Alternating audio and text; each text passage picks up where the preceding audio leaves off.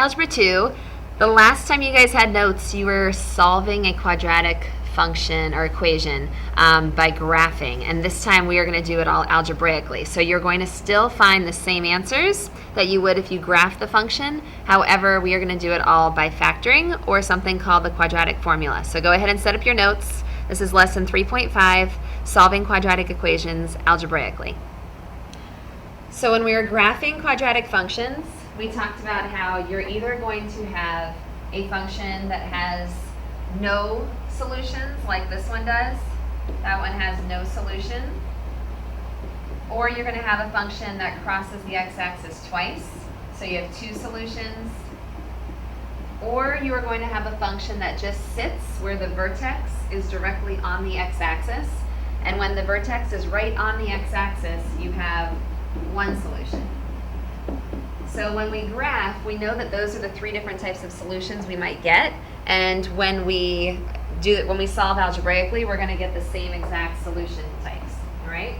So the first method is solving by factoring, which is why we spent the whole last unit on factoring, because it always comes back to help us out later.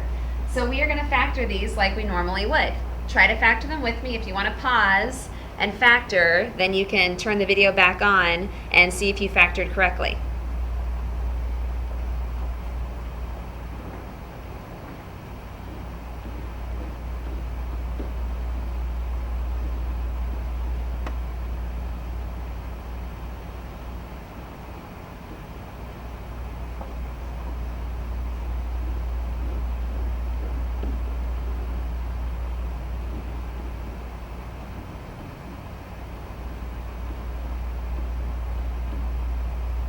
All right, so the first one was just a trinomial, so we factored by reverse FOIL.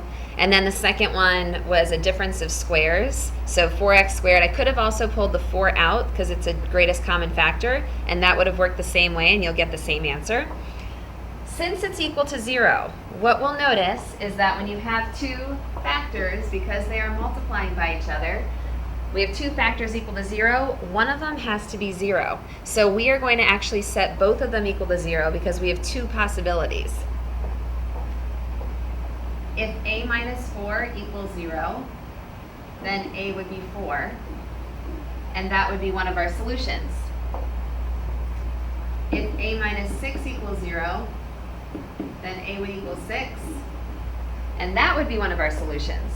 So what we're really saying is that if a is 4, so if I take 4 and I put it back in, 4 minus 4 is 0, and 0 times anything else, so it doesn't matter what 4 minus 6 is, because 4 minus 4 is 0, so 0 times a minus 6 would be 0. And if a was 6, well then the 6 minus 6 part over here, if I put 6 in there, 6 minus 6 is 0, so then 0 times the a minus 4 is 0. So I have two possible answers, a equals 4 or a equals 6. So here I have two solutions. In the second one, that was a difference of squares, I'm going to do the same thing. Anytime I factor, I'm going to set my two factors equal to 0. So I'm going to write myself a little note.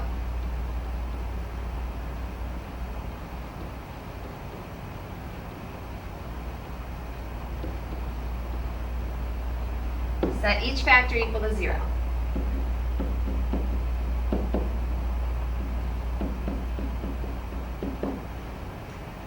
By doing this, again, I'm going to solve.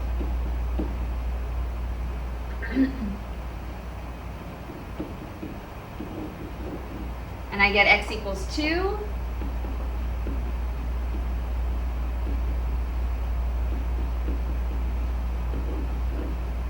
And x equals negative 2. So again, I have two solutions, and if I substituted them back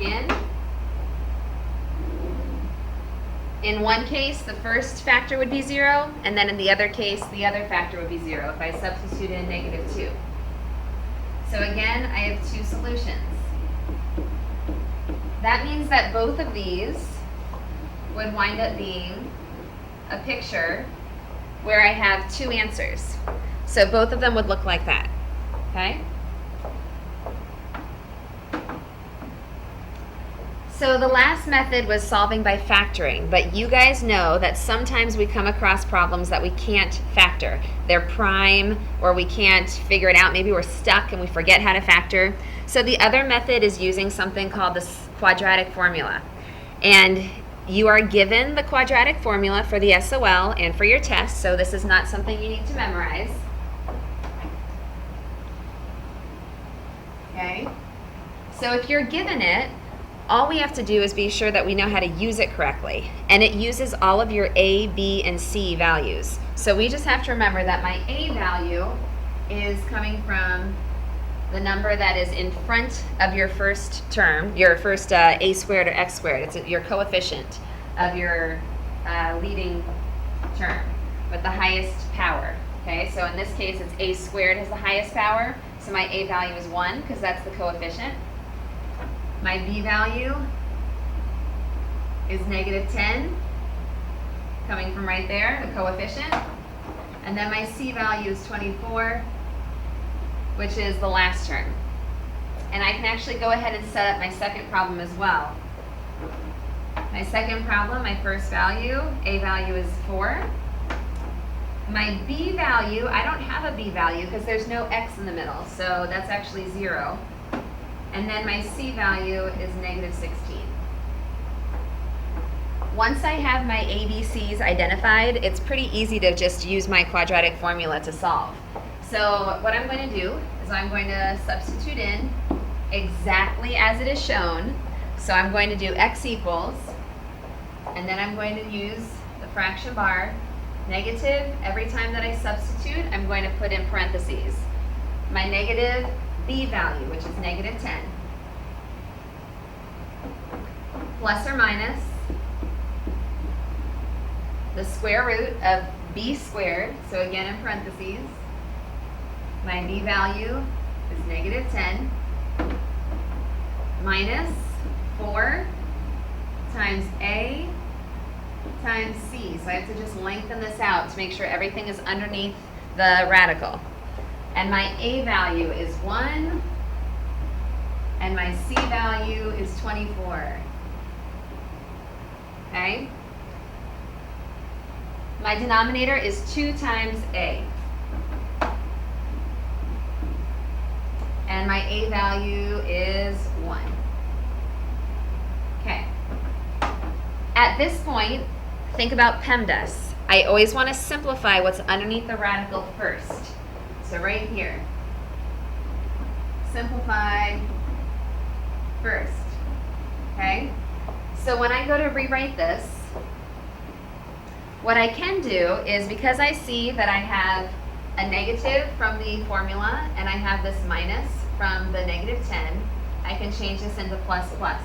So that's me +10 plus or minus. Then I'm going to draw my fraction bar, my square root symbol, and then what's underneath the square root symbol is -10 squared. If I put this in my calculator exactly as it's shown with the parentheses, -10 squared is 100, and then minus 4 times 24. Well, 4 times 24 is 96, so I have 100 minus 96. So 100 minus 96 is 4.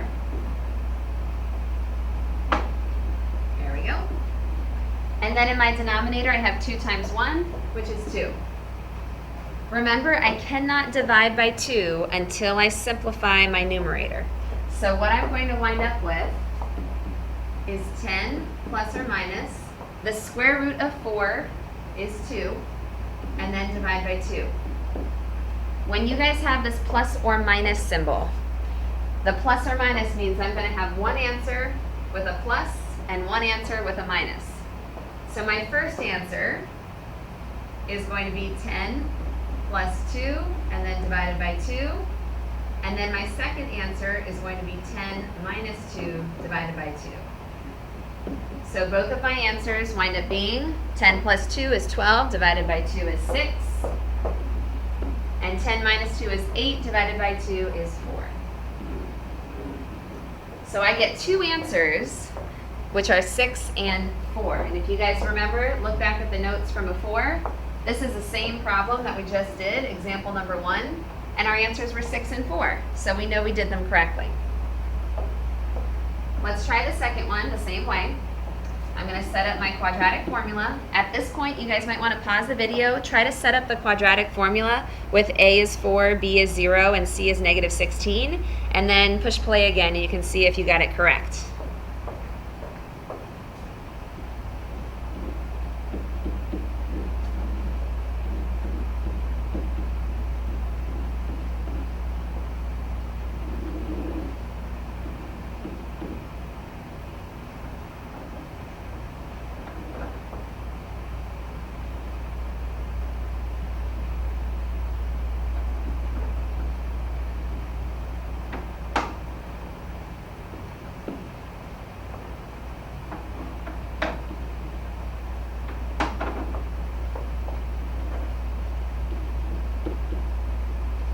So at this point, I've substituted in all of my values, and now I'm going to start simplifying.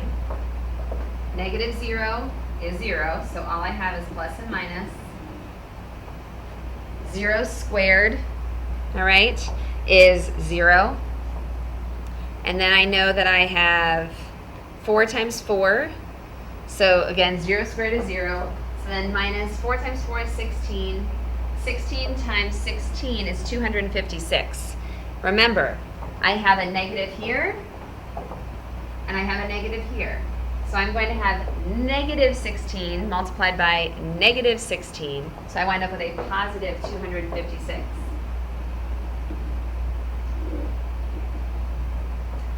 Since I know that 16 times 16 makes 256, what I actually can do is simplify. Square root of 256 is 16. Divide by 8. Remember, when you have the plus and the minus symbol, that gives you 2 answers. So one of my answers is going to be positive 16 divided by 8. And then the other answer is going to be negative 16 divided by 8. So what you guys wind up with is 2, x equals 2, and x equals negative 2. Okay? Again, look back at the last problem because this was the same one. This was example 2, and we got positive 2 and negative 2. So we know that we are correct. So let's go ahead and bring this together. You guys have heard throughout the first quarter and so far in second quarter that there are 4 different ways of saying a solution to a quadratic equation. We call these zeros. We call them x-intercepts. We call them roots. And we call them solutions. Okay? These are solutions when your y value, which is f of x, is equal to 0, because it's where you cross the x-axis. You guys know that you get 3 different scenarios. You either get 2 answers when you cross twice, or you get 1 answer when the vertex just sits on the x-axis, or you get no answers. Let's say it's facing downward and it doesn't even cross the x-axis at all. So there's a no solution. So I have 2 solutions, and I have 1 solution, and then I have no solutions. You guys have seen this now a few times. The last little piece that I want you guys to be aware of is something called the discriminant. And the discriminant is the part that's underneath the square root. Since you guys just learned about imaginary numbers, when you guys consider the quadratic formula,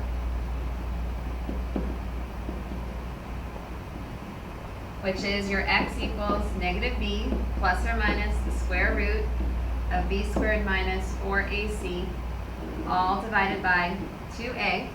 When you guys consider that, the part that's underneath the square root, all right, this part right here, that is called your discriminant.